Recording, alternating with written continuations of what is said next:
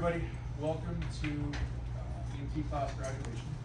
All of you that are graduating and finished, I told you guys on day one, it's going to be the hardest thing you ever did in a long time. It's going to take every single ounce of your efforts, and that's absolutely what happened. You guys worked highly to your finest and best every single day. You guys spent time away from your families and you wouldn't normally have spent. You worked, some of you, 2, 3, 4 jobs at the same time to get this done, in addition to ride time for class. It wasn't easy. Some of you guys just found a way to get it done. That's what's important. That's what you did. So you guys did really, really great. Thank all of you for going through class. Just so your families know, you guys did close to 200 hours of education time between NIMS classes, ICS classes, like National Incident Command classes. You did HIPAA stuff, and that's all outside the normal classroom stuff. So I think you had about 180 hours in class and probably another 22 to 24 hours of total time outside of class. So you're all absolutely prepared for wherever life takes you next. So the other day I did cheat a little bit and gave you guys all volunteer applications, so I'm sure you're all gonna pass. So you can fill all those out and come back here. We're super happy you took your class here with us. You all did, like I said, really, really great. And that's it. So I'm not going to talk about me. This is about you. But for your family, my name is Jack Rodican. I put the program together. That's Mike Louise. He's the director of EMS. And now we're going to call you up for your certificates and shake Mike's hand after he says a few words. And that's a surprise, but I didn't tell him he was talking. So. Good evening, everybody. I want to thank everybody for coming tonight, especially the families. When I do these things, I usually address the families and then the students. So I'm going to address the families first. So I've been doing this for 35 years, and in that time, I know that my family was pretty concerned about the work I was getting into, because EMS is not without safety issues, right? But what I want to just, I guess, address for you is the training that they went through, the 200 hours of training. It did basically 3 things with regards to safety. It taught them how to work as a team. It taught them how to make sure that they operate in a safe and efficient way. And it addressed all of the national safety standards that EMS utilizes today. So I can tell you that they are fully prepared. Guys, gloves on what? Come on. Gloves on. Seen. There you go. Yeah. Gloves on, seen, safe. We pummel this into their head every single day. And we put them through practical evolutions that help reinforce those things.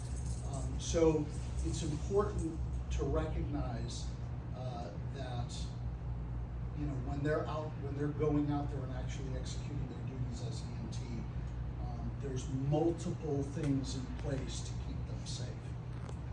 When we get into public safety, I mean, public safety is inherently unsafe, right? They're going to be.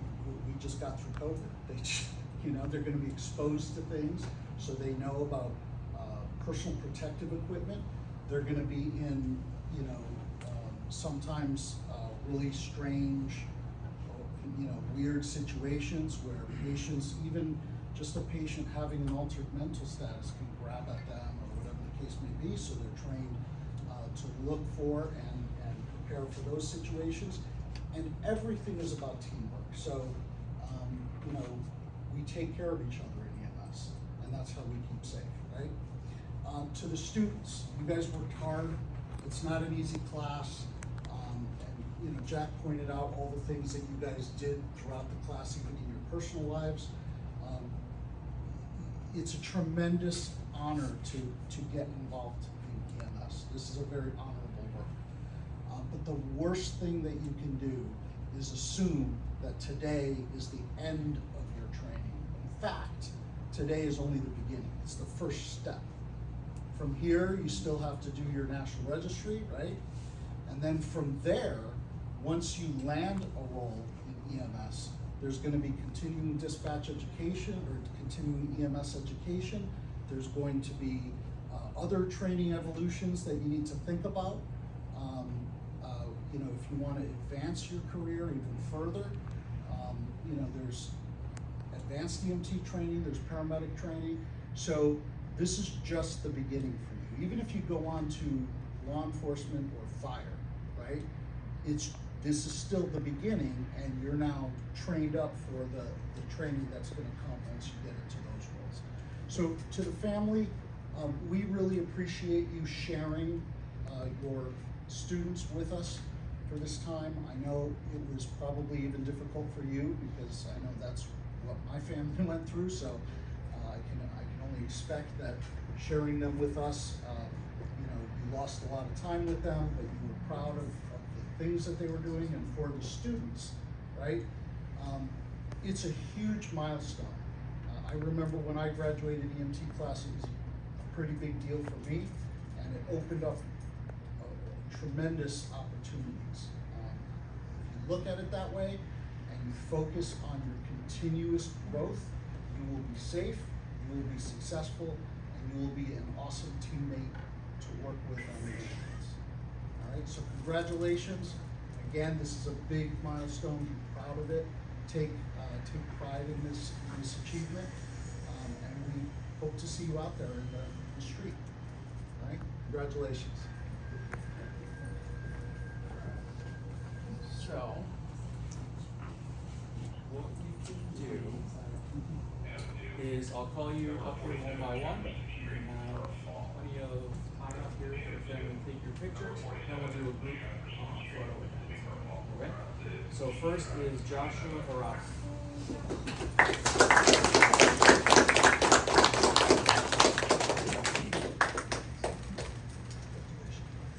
Stand here for a second.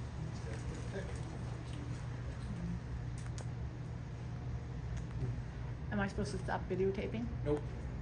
Family photos. Oh, there we go. All right. Thanks. Good job.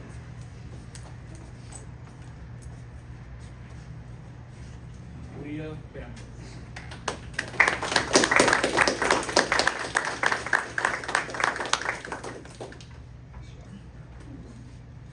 Good job, Leah.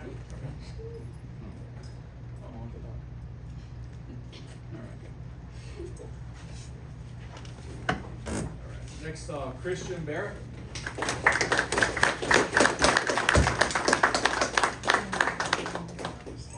What? No, thank you.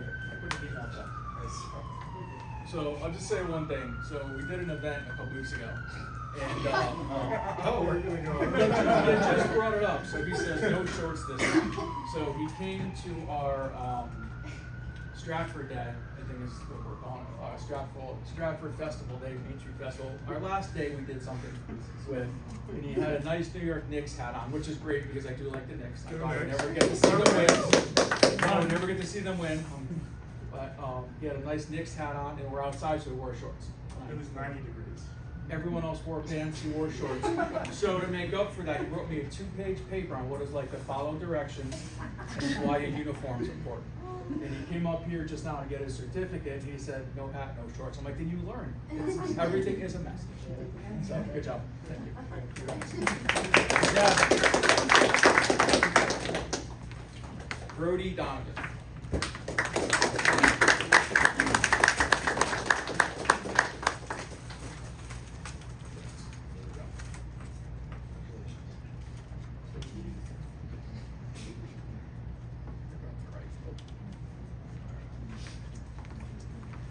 James Duhanchik.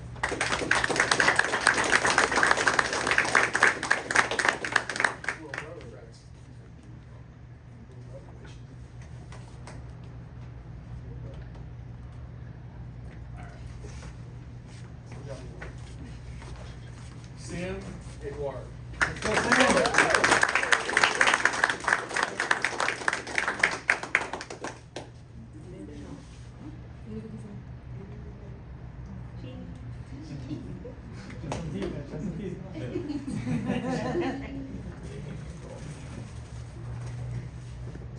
Saphira is still graduating across the street. Theodore Lanham.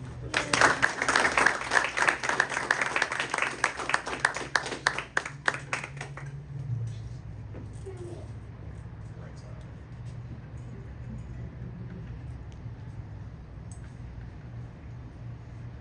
Cool. So also, this was a highly competitive class. We do have a class valedictorian award, and the overall grade for that person was a 98.04 for the entire year. And the point separating first place from second place was 0.07 of a point. That's how close 1 and 2 went. But this is going to Joshua Harada.